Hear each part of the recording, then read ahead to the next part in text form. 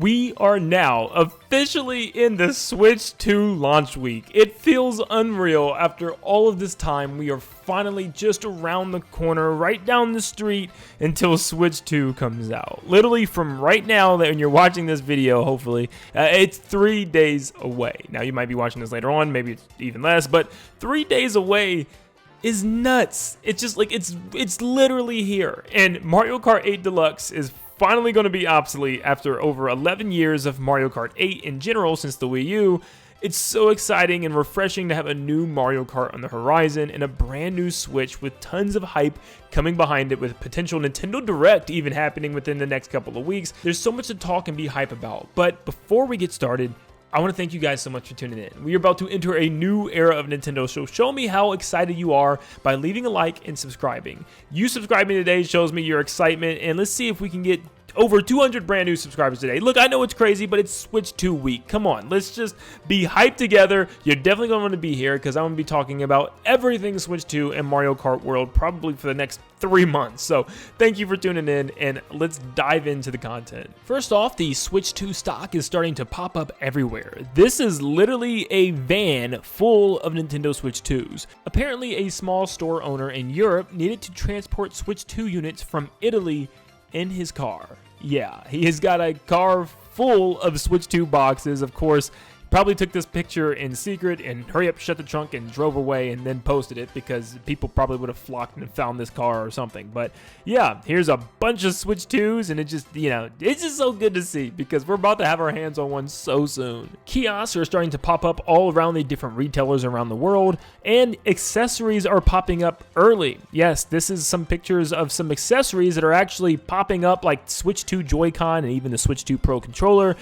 Yeah, it hurts to see $54 for a single Joy-Con. Yeah, those are not bundled together for a left and a right. You have to actually buy, I guess, the Joy-Con separately. $54 for a single Joy-Con is just madness, Nintendo. Absolutely madness. And here's a box of even more accessories. Some employees just seriously do not care. As you can see here, you can actually buy both Joy-Con together, so that's good.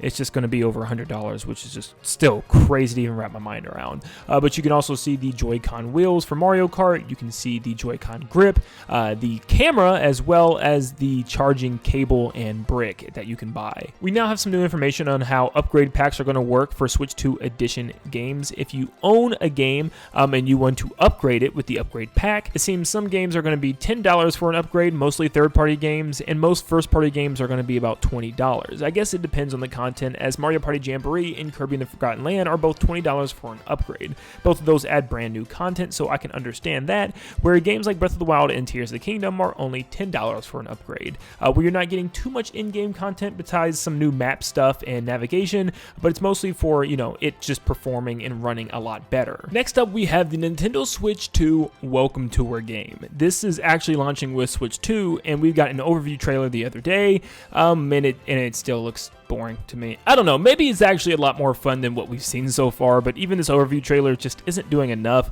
It's $10. It should have been a pack-in game. I think I'd have been more interested if it was like a free pack-in game, something you can do when you unbox the Switch 2. I don't know why Nintendo couldn't just throw us a bone there. But apparently, Nintendo Switch 2 Welcome Tour contains 20 mini-games and 14 tech demos.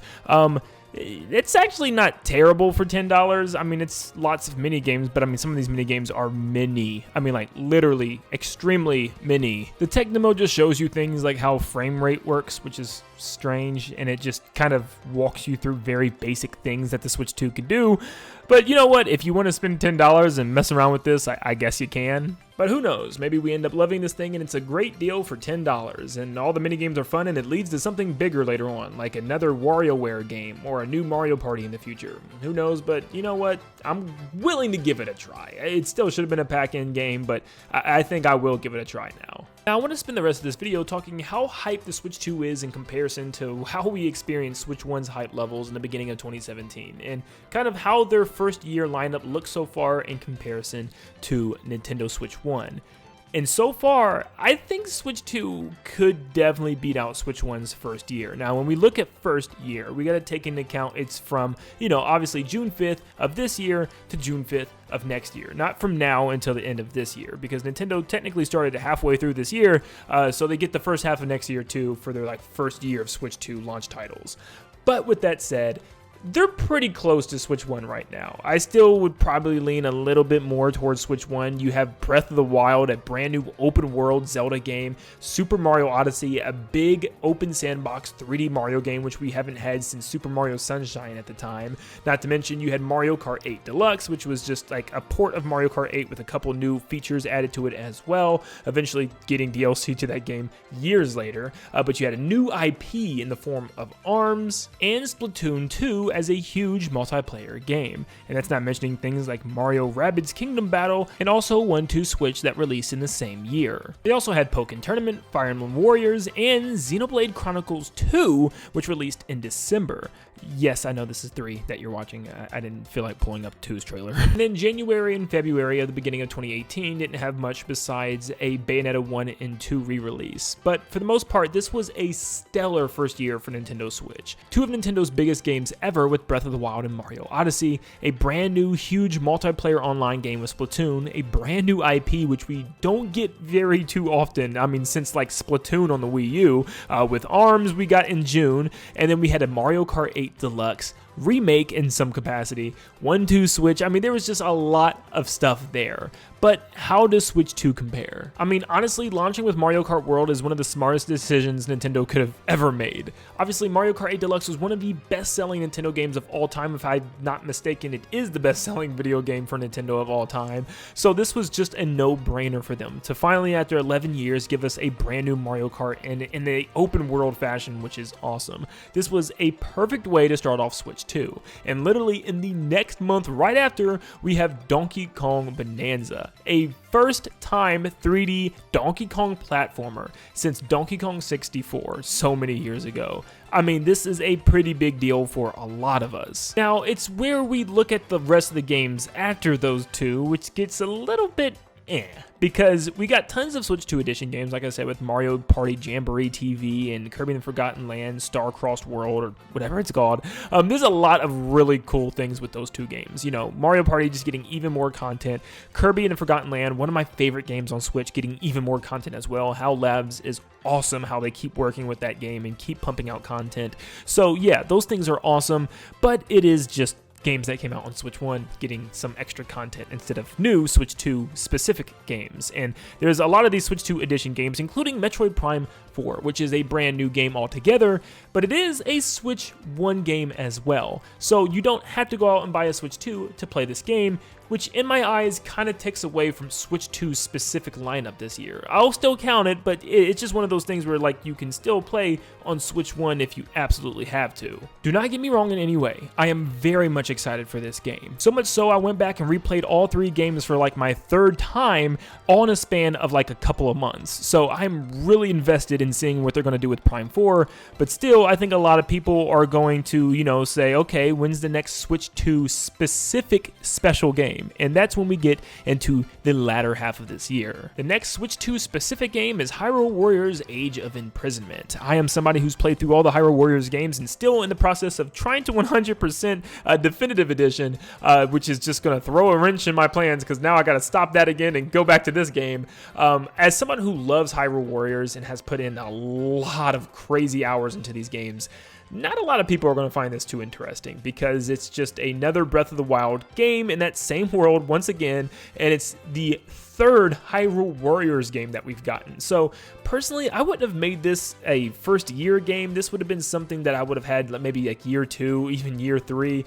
But still, it's not absolutely horrible. I just don't see this one selling anywhere near as well as some of the other titles that Nintendo's got coming out, like Kirby Air Riders. As somebody that grew up every single day playing City Trial on the GameCube, this was huge news to me. I can't wait to see what Sakurai and his team are doing with this game, even though it is technically the 2nd racing game this year. With this and Mario Kart World and I mean, you can even include Sonic's racing game, even though it's not Nintendo.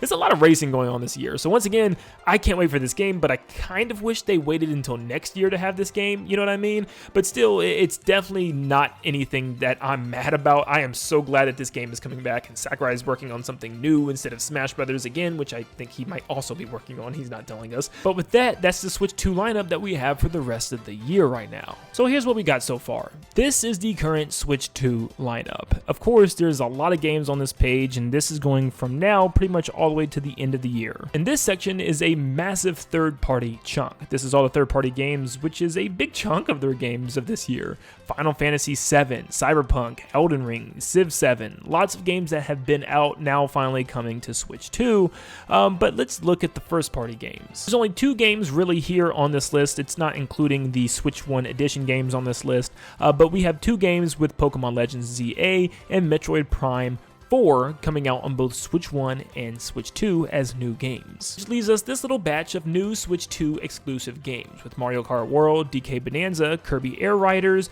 The Legend of Zelda, Hyrule Warriors, Age of Imprisonment, Dragon Drive, and Nintendo GameCube. Now, these might sound like a good chunk of first-party games, but, I mean, it depends on what type of consumer you are. If you're a massive Nintendo fan, you're probably going to buy all these and eat them up. But if you're somebody more casual, looking to only spend money, especially since games are upwards of $80 now, on very select few games, most people are probably going to look at this and only buy Mario Kart World and Donkey Kong Bonanza. I think Kirby Air Riders is going to be great, so do not sleep on that game. And don't sleep on Hyrule Warriors, even though you might not be a Warriors fan. Those games are still a lot of fun, especially if you love the world of Breath of the Wild and Tears of the Kingdom. It expands on that with more story as well.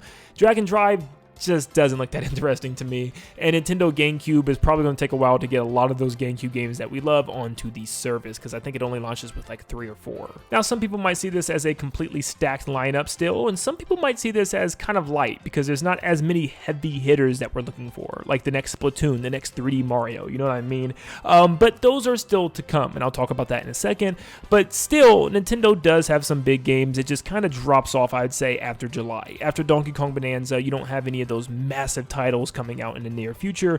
Metroid Prime 4 for a lot of us, but it's still a very niche franchise for Nintendo. But do not forget, Nintendo could still be having a big holiday title for this year, and there's tons of rumors suggesting that a Nintendo Direct can happen at any week, some even saying as early as this week, the launch week for Switch 2. Do I think that's going to happen? No, I'd say either the next week or the week after that, but still, having a big summer Nintendo Direct is something that Nintendo has always pretty much done even when E3 was around, so we can expect some pretty big reveals there, literally right around the same time frame that the Switch 2 comes out. We'll be spending so much time with Mario Kart World and Donkey Kong Bonanza, it'll keep us busy while on top of getting Nintendo Directs showcasing things that's coming in the future as well. And remember, Nintendo technically has all the way up until the end of July next year to finish that first year slate of Switch 2 games. And that's still a half a year left of Switch 2 games that they can announce and release. I think it's going to do better than Switch 1. If Nintendo follows through and really pushes towards this holiday season and the beginning half of next year, they could have some absolute bangers with the next Luigi's Mansion, finally giving us the next 3D Mario game, and hopefully it's a big, massive open world one. Maybe it's almost time for Animal Crossing. There's a lot of stuff to get hype about. I seriously can't wait to see what Nintendo's plans are moving forward, especially since we're officially in the month of June, and especially just being 3 days away into the launch of the Switch 2 and Mario Kart World. The hype is through the roof right now. This is what we've been waiting for as Nintendo fans, and it's been so long since we've had hype, I think quite this big. I know the year with Zelda Tears of the Kingdom and Mario Wonder was hype, but it just was nothing compared to this in my opinion. This is as hype as I've been for Nintendo since the original 2017 Switch 1 hype, and I am so glad to see that Nintendo is back. But let me know in the comments down below what you think about what's happening soon. Like, are you excited for Nintendo Switch 2 this week? How did you pre-order your Switch 2? Are you going to be standing in line or picking it up at midnight from GameStop? And whatever you're doing, just comment it down below. I'm so hyped and so excited. Make sure you leave a like and subscribe before you head out. And I hope you all have a blessed day, and I'll see you all on the next one. 3 days left, guys. See ya.